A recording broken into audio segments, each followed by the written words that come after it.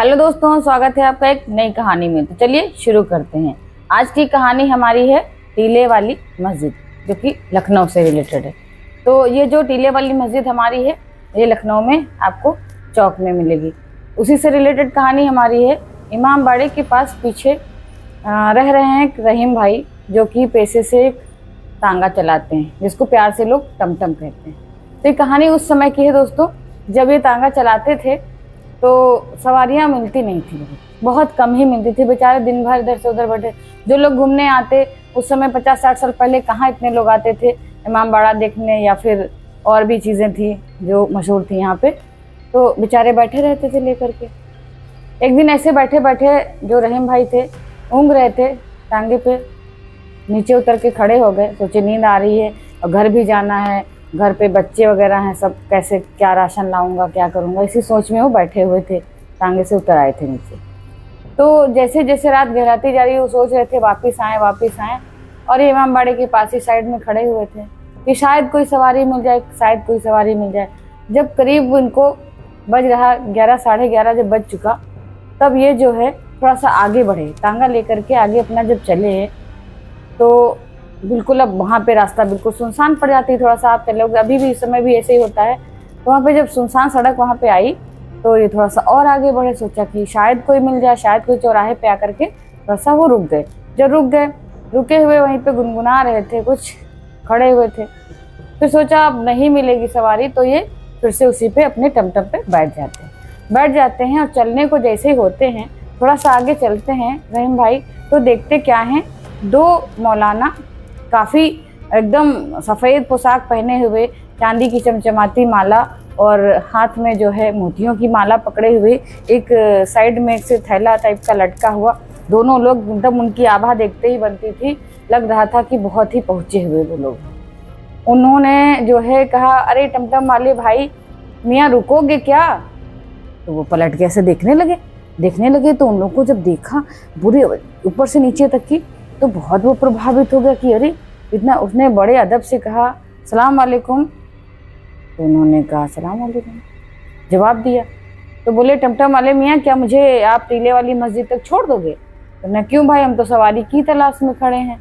चलिए सरकार, बिल्कुल चलेंगे। तो उन्होंने कहा चलो। तो उसने क्या किया, उतर करके और अपने जो साफा, पहले लोग साफा बांधते थे पगड़ी टाइप में, उससे उसने टमटम की जो सीट थी दोनों साइड की, उसने साफ करी और बड़े ही अदब से कहा, हुजूर पधारिए।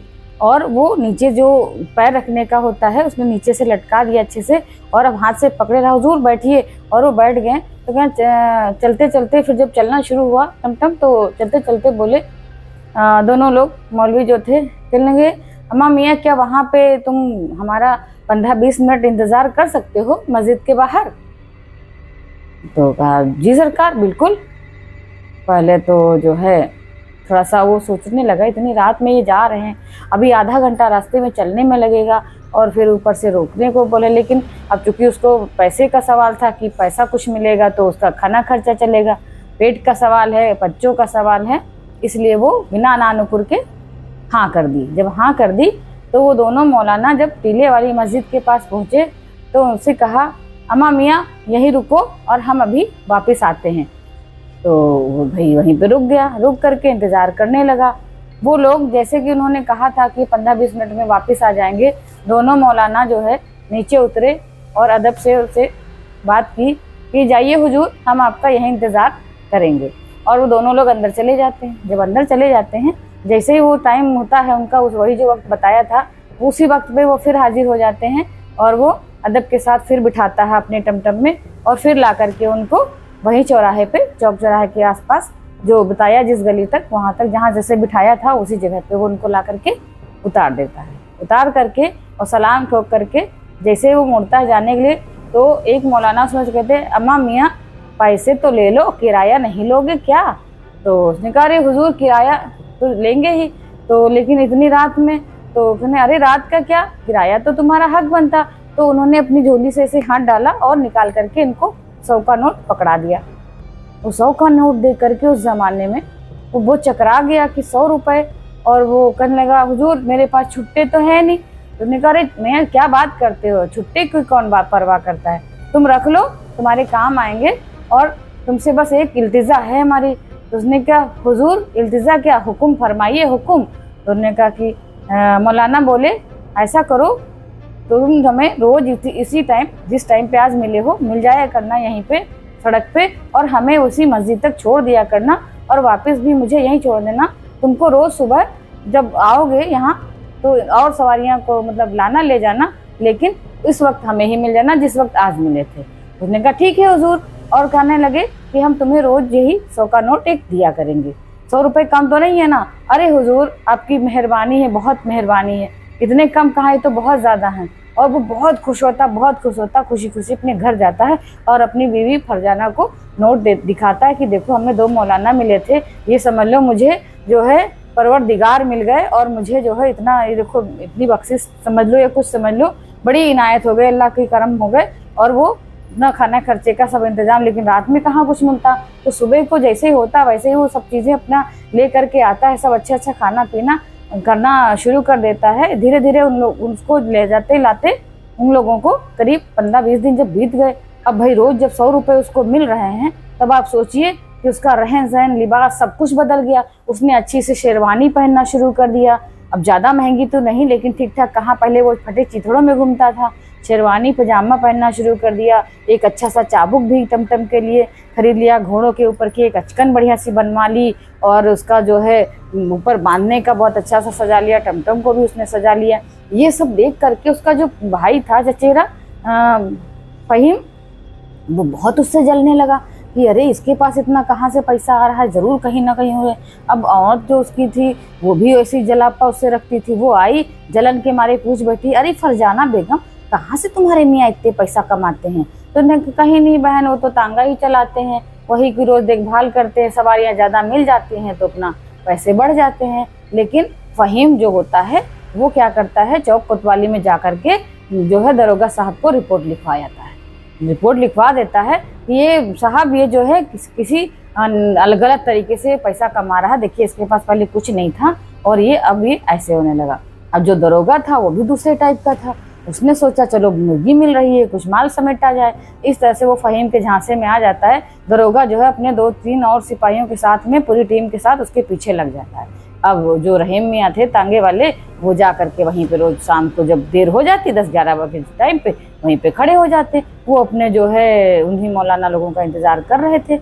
ऐसे ही जब वो 3-4 दिन के बाद जब उन्होंने दबोच लिया, उधर उन लोगों को क्या लगा कि जो 4 सिपाही पहले से खड़े थे वहाँ मौजूद, उन लोगों ने उधर अपने मुखबिर को भेजा कि देखो वो आ गया है रहीम और किसी को बिठा रहा है। तो बिठाया, फिर कहा कि इतनी रात में किसको बिठा रहा, तो देखा कि वो बहुत अच्छा लग रहा, कोई बहुत अच्छे उससे हैं और बहुत पैसा उनको देते हैं। तो उनको जैसे वो बिठाए, दरोगा भी आ गए, छिप करके खड़े हो गए। जैसे वो वहाँ टीले वाली मस्जिद से वो लोग वहाँ से निकले हैं दोनों लोग और टांगे पे बिठाया, इधर वापस ला करके उतारा, उसने हुजूर करके सलाम ठोका और उससे पैसे लिए। पैसे लेने के साथ जैसे ही वो उतरने लगे तो दरोगा जो थे वो अपनी टीम के साथ वहाँ पे आए और तांगा समेत दोनों जो दरवेश थे मौलाना उनको और उसको, फ़हीम तो उनके साथ में ही था, रहीम को जो तांगा चलाता था उसको ले जा करके वो जेल में बंद कर देते। रात के 1-1:30 बजे वो जेल में जब बंद कर देते हैं और अपने घर चले जाते हैं। कहते हैं सुबह तुम लोगों का चालान काटूंगा तब समझ में आएगा, बहुत तुम लोगों को ये सूझी, रात को सैर करते हो इस तरह से। और ना पूछा ना तफ्तीश करी, कुछ भी नहीं, सीधे उनको जेल में डाल दिया। सुबेरा जब होता है तो सुबह जब सभी लोग आते हैं थाने में पहुँचते एक साथ, देखते क्या है, जेल तो वैसे की वैसी बंद है लेकिन वो दोनों मौलाना वहाँ से गायब है और वो बैठा हुआ है रहीम बैठा हुआ। तो उससे कड़क आवाज़ में दरोगा जब पूछता है कि कहाँ है तुम्हारे साथी दोनों, कहाँ भाग गए हैं? उसने कहा हुजूर हमें क्या पता, आपने तो पूरा बंद करके रखा, मुझे नहीं पता वो हमारे परवरदिगार कहाँ चले गए, आपने बहुत गलत किया, वो हमारे जो है बहुत मालिक बहुत अच्छे थे, ये था वो था। उसने सब कुछ कहा कि बहुत नेक दिल थे, उन्हीं ने हमारी ज़िंदगी में आकर के हमको जो है रोज़गार दे करके बहुत हम पे इनायत करी, आपने बहुत बुरा किया उनके साथ, इतना बोला। लेकिन वो अपनी कड़क आवाज़ से उसको गुस्सा करते रहे। तभी देखा उनको एकदम से अजीब सा उनके साथ हुआ, पता नहीं कौन, उनको ऐसे लगा कि बहुत तेज से 2 थप्पड़ पड़े हों और वो अचानक से अचकचा के बैठ जाते। कुछ अदृश्य शक्ति, कुछ ऐसा कुछ उनके साथ हुआ कि उनको पूरे थाने में ऐसी तोड़ फोड़ मचाई और जितनी भी उनकी टीम थी उनको जो है सब बिल्कुल दहशत में आ गए। कि ये क्या हुआ। सुबह फिर उनको जैसे जब तक निकाला नहीं रहीम को, तब तक थाने में इसी तरीके से सभी पे तोड़फोड़ मस्ती रही, सारे कमरे सब कुछ सब खराब कर दिया।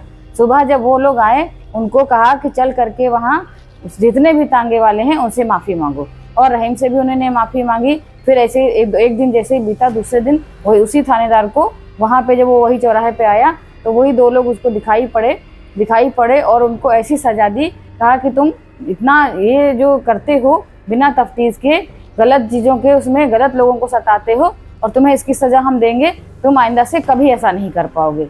वो बहुत माफ़ी मांगते हैं, बहुत कुछ करते हैं, लेकिन वो उनको जो है क्या करते हैं, वहीं पे पेड़ से बांध करके उनको जो है सभी लोगों के सामने कहते हैं कि इन्होंने देखिए कितना बुरा काम किया, और फ़हीम को भी ले जा करके कि तुमने ऐसे जलन में ये काम किया, ये तुम्हें नहीं करना चाहिए था। तो फ़हीम भी है जो बहुत माफ़ी मांगता है और कभी ना गलती करने के लिए भी बहुत उससे तरीके से बैठ के घुटनों के बल बैठ करके कि आप हमें जो है माफ़ कर दीजिए, आइंदा से हम ऐसी गलती नहीं करेंगे, और दरोगा भी माफ़ी मांगते हैं। फिर वो दोनों मौलाना कहीं अदृश्य हो जाते हैं, वहाँ से गायब हो जाते हैं। वो एक ऐसी नेक आत्मा थी जो उसकी ऐसे मदद कर रहे थे। वो क्योंकि वो बहुत गरीब था और उसके पास धन का अभाव था, कुछ भी नहीं था, और सवारियां भी उस समय पे नहीं मिलती थी, लेकिन वो किसी के जलन का शिकार हुआ और उसका जो है जो धन मिल रहा था या जो भी उसको काम मिल रहा था वो मिलना बंद हो गया।